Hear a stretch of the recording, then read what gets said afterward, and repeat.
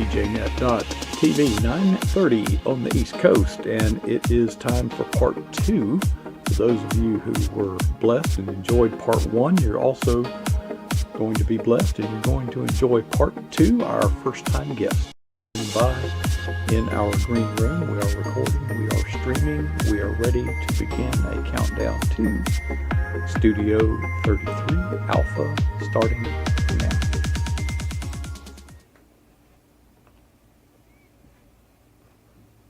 Well, welcome, or welcome back, as the case may be. This is pjnet.tv.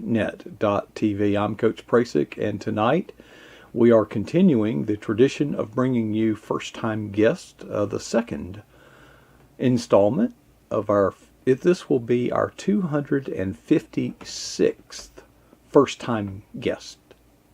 256 different guests have appeared on the screens of the various studios that here at pjnet.tv, and I would like you to welcome Miss Bobby Frazier, coming to us from her home in, I believe, the Carolinas. Yeah. I don't really make that much of a distinction between North and South Carolina. That might be, I don't know, inapropos. But Bobby, I don't know where you've been hiding, but we're glad that we found you, or you found us, whichever the case may be. Did somebody contact you to be on the program, or how did you wind up here? Yeah, Barbara contacted me, and it was really exciting because I had watched some of your videos and had thought one time about contacting you, but I was blessed to be contacted by Barbara. And I just love to share, and I thank you so much for inviting me to share about Prayer Pocket Ministries and a few other little tidbits. Behind me is an unusual picture. Did you drop something on the floor and took a picture? No, what is that? What? Yeah, that's a pocket, prayer pocket.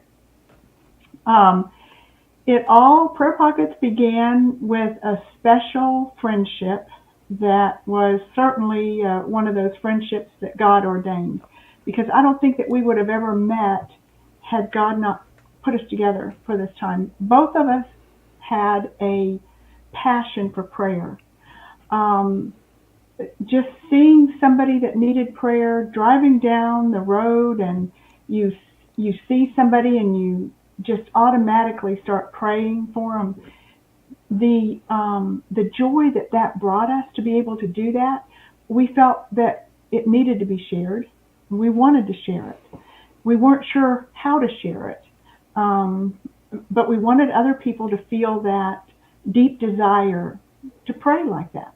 At one point in Prayer Pocket Ministries, after we'd been going for a while, we came up with something called Ots Prayers, which stands for On the Spot Prayers. Okay. To always have something ready to stop and pray, no matter where you are or what you're doing. But we knew that we needed God's guidance in how we were going to do this. So the first directive, really, that God gave us was something called Open the Doors for Prayer. We sent out hundreds of letters around the world for people on August 5th, 2015, and it happened to be a Sunday at 5 o'clock, to open their doors for prayer. And this was for prayer to bring awakening, spiritual awakening, and prayers for our nation. And we were overwhelmed with the number of churches, Bible studies, special retreats, homes that did this and let us know that they had done this on that day. So we knew that God was calling us to this because that was an overwhelming response, that what happened there. But we wanted people to have something in their hands, something that they could hold on to, that they could carry, that they could hold to their heart, they could use to help them have a consistent and passionate and powerful prayer life.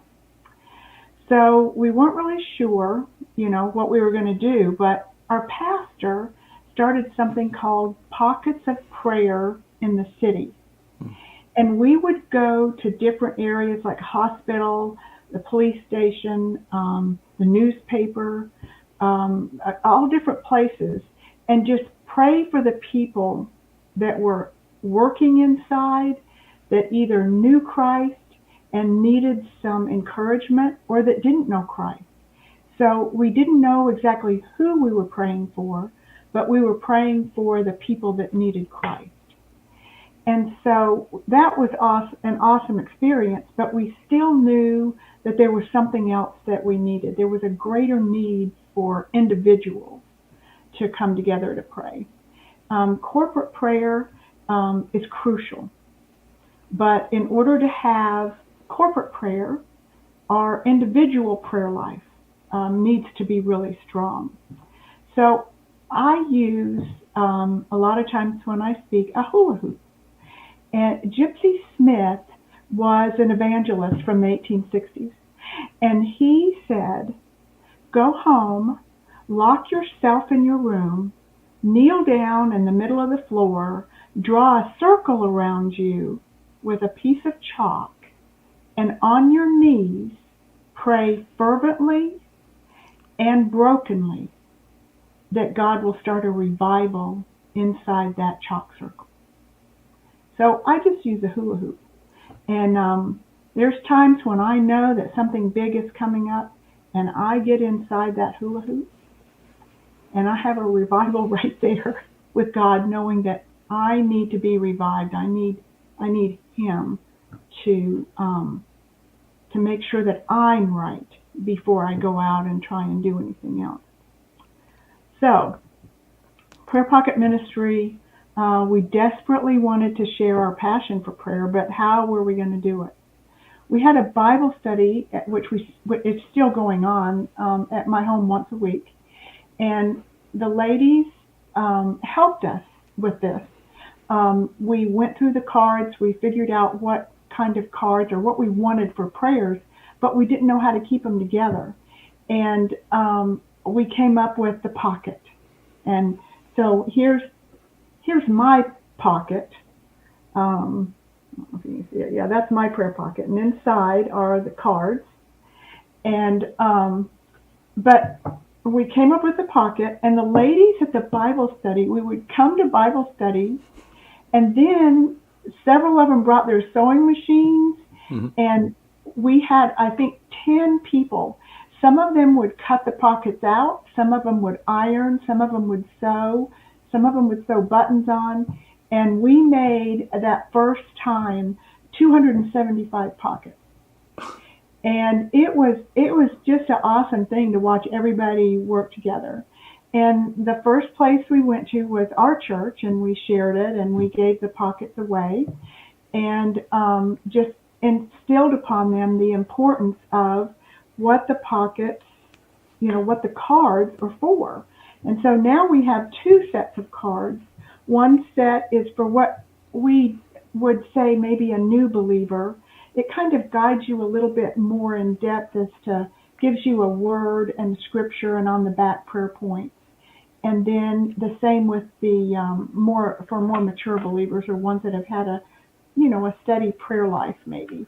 But either one of them are great to use for anybody, but that's how we set them up when we first started. So they have scripture on the front and prayer points on the back. And the goal is to individualize these prayer points. Put your name, someone else's name, a situation in that prayer point using the scripture on the front. And it goes through prayers of praise, prayers for your personal life, prayers for salvation, prayers for your church, and spiritual awakening. And you can use these on a daily basis. The part with the pocket that makes it so nice is it's small enough for you to carry with you. And what a great way to pull it out and have somebody ask you what it is. It's a great way to share the gospel, and it's a great way to share prayer and prayer requests. So you can use it however you want to. When my husband just retired this year, but he had his pinned up on his wall in his office.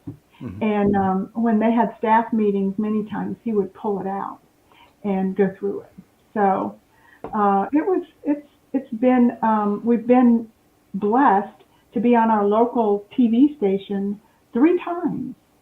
They've contacted us the first time when they had heard about Prayer Pockets, and it was on a segment called Good for Her.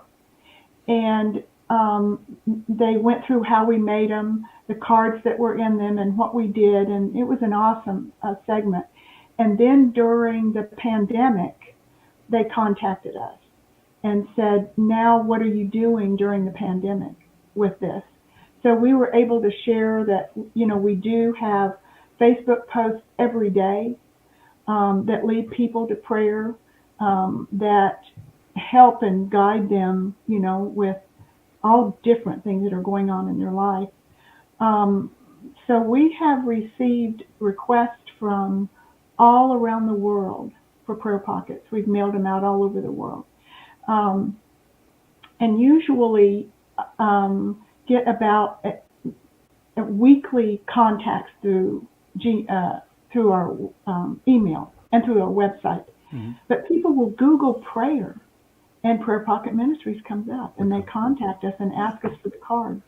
In fact, the last request I got was from Hollywood, California, and it's just a blessing to know that people are looking for prayer and need it. And sometimes they'll tell you their situations, and it's just heartwarming, sometimes overwhelming, but God gives us that time to pray for the people, not to be overwhelmed, but to be grateful that we have the opportunity to pray. So you've mentioned, Bobby, several things. One is what you're doing provides a tool to create or to instill and to emphasize intentionality, in our prayer, but also spontaneity. Yes. Because in many times our prayer life is a response to something, where as we mature, we begin to realize the importance of proactively seeking prayer before the problem before we confront the problem or the problem is thrust upon us. But I also know that there are times when we are not necessarily seeking someone or something to pray about, but those things just come into our life, like eating breakfast at a village inn. That's right. That's right. So the breakfast at the village inn was a life changer. And it certainly has added to Prayer Pocket Ministries in a great way. My husband and I were on a business trip in Springfield, Missouri. And for those that don't know, Springfield, Missouri is the home of Bass Pro Shop. And so they have the largest Bass Pro Shop there. And we were both looking forward to going through it, but mainly my husband, he was really looking forward. Well, we got there and it was closed. So we decided to go eat breakfast first. And we got to the Village Inn and went in, and the hostess had our menus, and she seated us, and she said, Casey will be your waitress. So we sat down, and we were deciding what we were going to eat. And up to the table starts to walk this young lady who was not your typical waitress. Her hair was like a mohawk type up in the spiked. Spiked, thank you. Yes, and she had tattoos, and she had a choker on, and she had piercings, and she was just not dressed, like you would expect a waitress to be dressed. And my first thought was, I don't know if I want her taking my order. The millisecond that I thought that, there was Jesus, and he was sitting on the table in front of me. Now there was a huge glow, and I was looking around the restaurant thinking, people have got to see this. This is Jesus. Well, they were going, and so it was me and Jesus. And he put his hands on my face. And to this day, when I talk about this, I can feel that warmth. And he said, Bobby, love Casey the way that I love her. Look at Casey the way that I look at her, the way that I see her. And then he was gone. And so I started weeping, and some people can cry real pretty, and the tears, just, that's not, I'm just, ugly crying, and my poor husband is trying to figure out what in the world is wrong.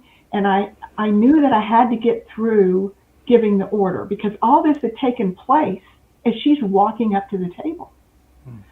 So we get through the order, and my husband said, what is wrong? We don't have to go to Bass Pro Shop. We really don't.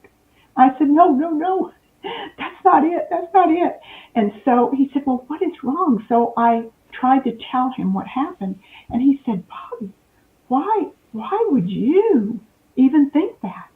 We have a son-in-law who has tattoos all over, and I've never thought anything bad about them. My daughter has had her hair numerous different colors. We have several people in the family who have piercings, and I've just never thought anything about that. But God allowed me at that moment to think that way so that I could experience Casey. So my husband said, what are you going to do? And I said, well, normally when they bring you your food, they ask you, is there anything else I can get for you or anything else I can do? And so I will ask her if there's anything that she needs for us to pray about. And he said, okay, that sounds good. So when she brought our food and she said, is there anything else I can do? I said, Casey, is there anything that we can pray for you about? And she got real quiet, and she looked at both of us, and she said, well, can I pray with you? And I said, sure. And she took my hand, and she took my husband's hand, and she kneeled on the floor in the restaurant and prayed with us. So that has changed my life. It has changed how I look at people, that I want to look at their heart. I don't look at what they look like. Mm-hmm. And so after that, later on that summer, we went on a trip, a 10-day, 3,500-mile trip with two of our granddaughters. And I was doing Prayer Pocket Ministry recordings every day.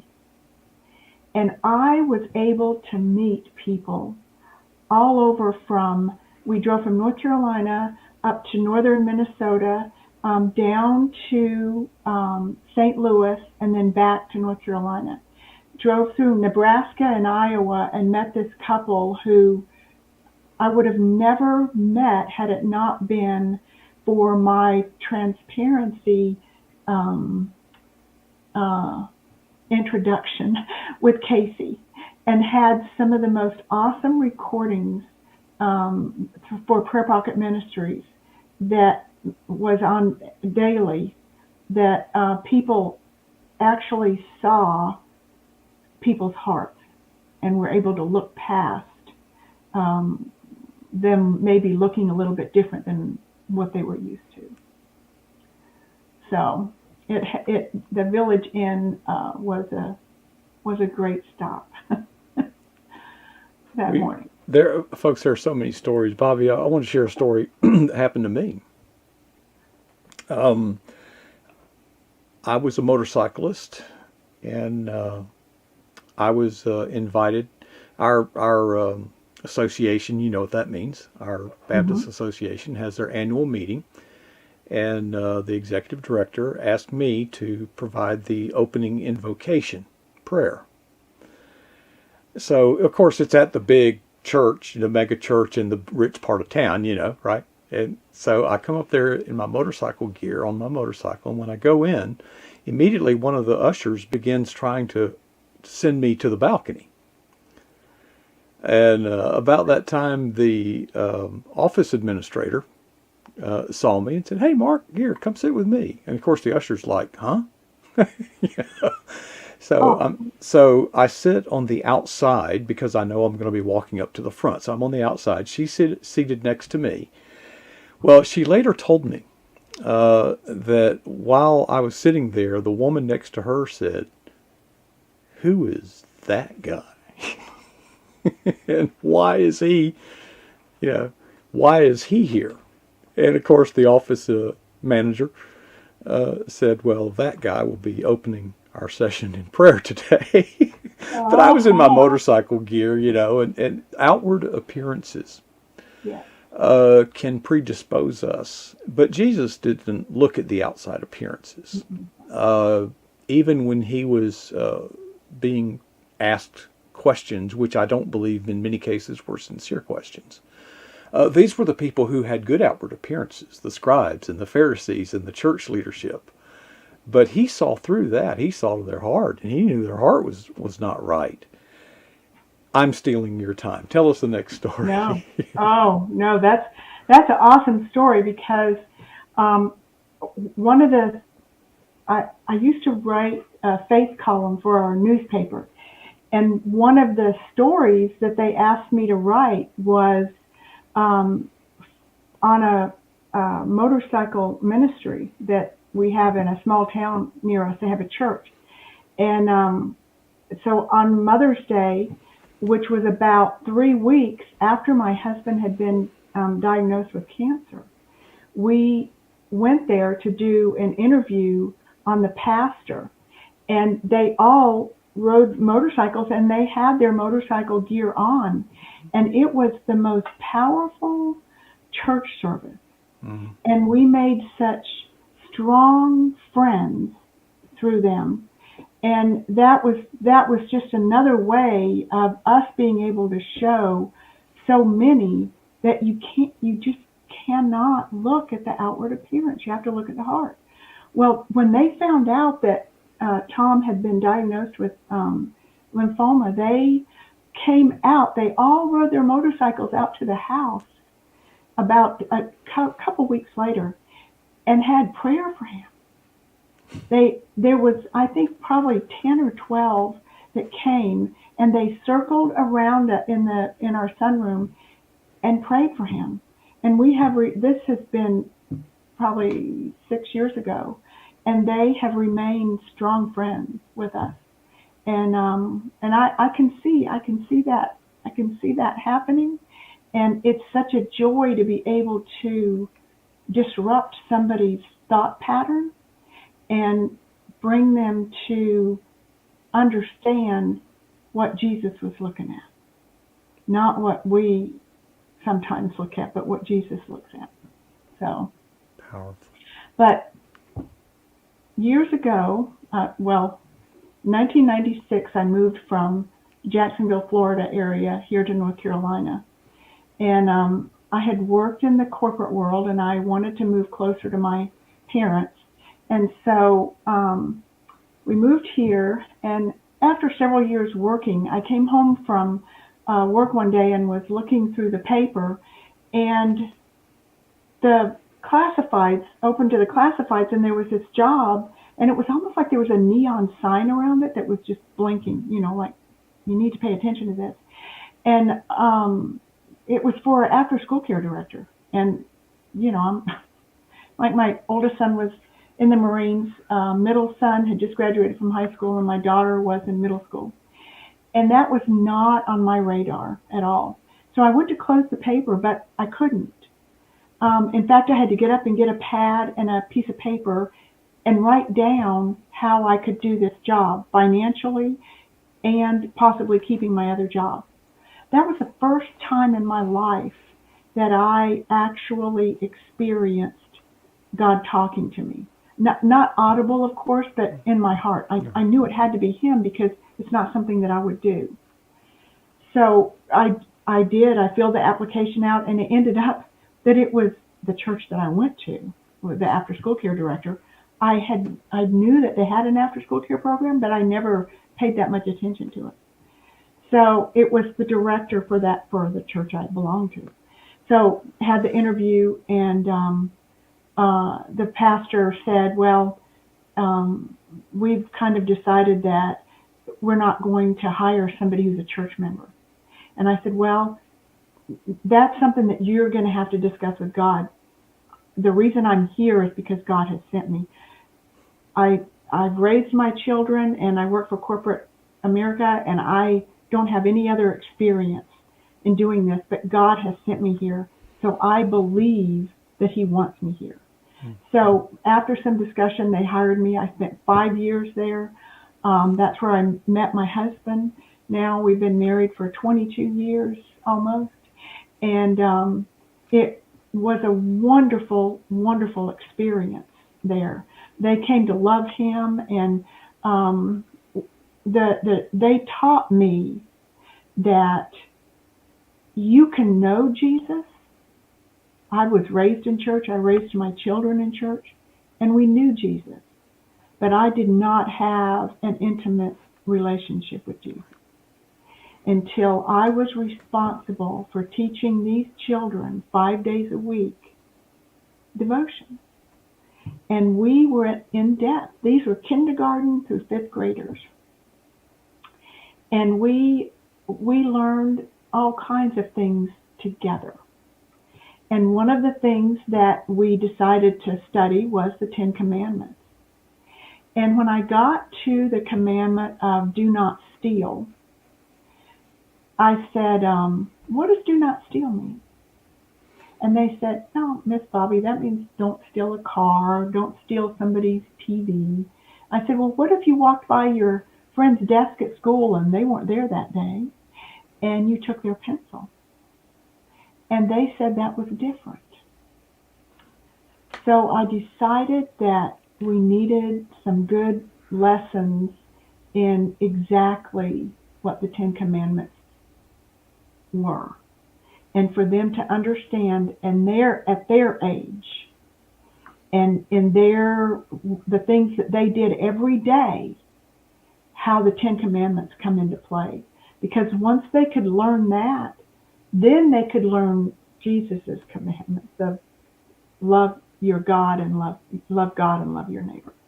And once you do all of that, then of course all the other things, all the other commandments are covered. But for them, they needed to learn the individual commandments. And so I came to my husband's house one day. Well, right before we were married.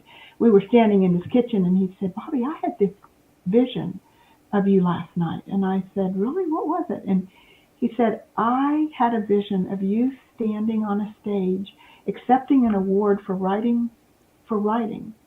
And I just started crying because I had always wanted to write, but I'd never told anybody. And I told him that. I said, I've never told anybody that. And he said, well, I didn't know that either, but God does know that. And so this is your opportunity. And so I had been sharing with him about what happened with the 10 Commandments, and so wrote this little book here. Dalton Discovers the 10 Commandments. And it was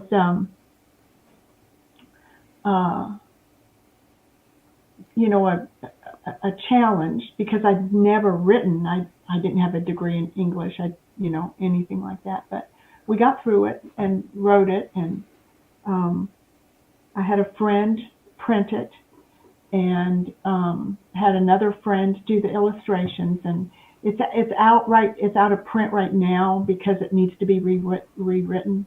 But so we're working on that, and hopefully in a few months it'll be out and available again. But a lot of churches and Sunday school classes use it, and I had the opportunity to use it with one of my grandsons the other day, who's just turned 7, and he wanted something that I reference in the book, so we read that chapter. And it was really interesting to see his response to it. But Bobby, anyway, I'm sorry. We're probably going over. well, yeah, we are so out of time, but I have kept on. I could listen to your stories forever. I do have a couple of quick questions. Okay. Actually, not one is not so quick. Let me get through the quick ones. Okay. You mentioned that the Prayer Pocket Ministry was launched. You kept using the plural, we and us. Yes. Yes. A dear friend, Kay Fettner, who the Lord put us together. We started it, and she has had to step aside with doing any of the day-to-day or the speaking or anything like that.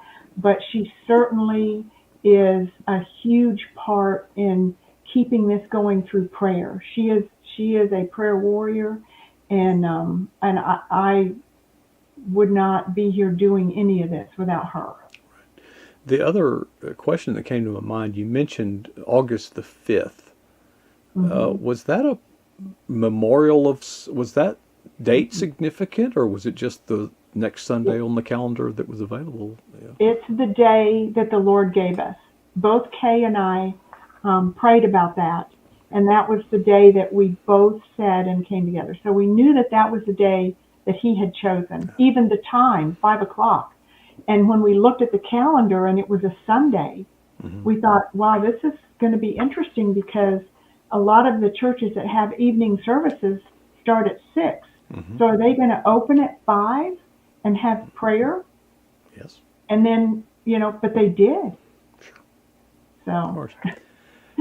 One other question. This one's a little more complex and open-ended. I'm fascinated by this 3,500-mile trip you spoke of. Oh.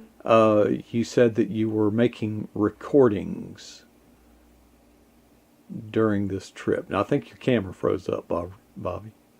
Remember our little trick we did about muting the camera momentarily? Remember that little trick? If you can remember that. Here, I'm going to try to do it on this end. It's not going to work. No, it's not going to work. I don't know if you can still hear me or not, Bobby. But if you can, I'm really curious to know. I'm going to try something, folks. We've gone a little over. I may lose Bobby right now, but I'm going to try it anyway. I'm going to bring her back. And yeah, I lost her. She is gone. Oh well, I guess she was done after all. Okay. Well, I'll ask her that question personally. I'll keep the connection open in case she finds her way back in. Folks, that'll wrap it up for me, not only tonight, but for this week. Now, I said for me. I did not say for pjnet.tv, because on Friday nights, I get the night off thanks to Steve Hazards, who takes control, and he will start at 9 p.m. Eastern with some retro tunes, and we kind of let our hair down and just kind of party. But at 10 o'clock, he will launch his My Perspective and Comment, which is a very popular program here on pjnet.tv, and he will take a look at events that have occurred during the past week and give us his biblical, or not really his, the biblical perspective on these matters. And then at the end, he does a higher look, which is a moment of Bible study based on the scripture of his selection. So I hope that you'll make your plans to be here for that. I appreciate Steve giving me the night off, and I'm sure many people appreciate him giving me the night off as well. All right, well, that wraps it up. I'll leave you with this: 2 questions and a challenge. First question. What is the boldest thing that you've ever done for Jesus Christ? And second, when was that? The challenge is to never be satisfied with either answer.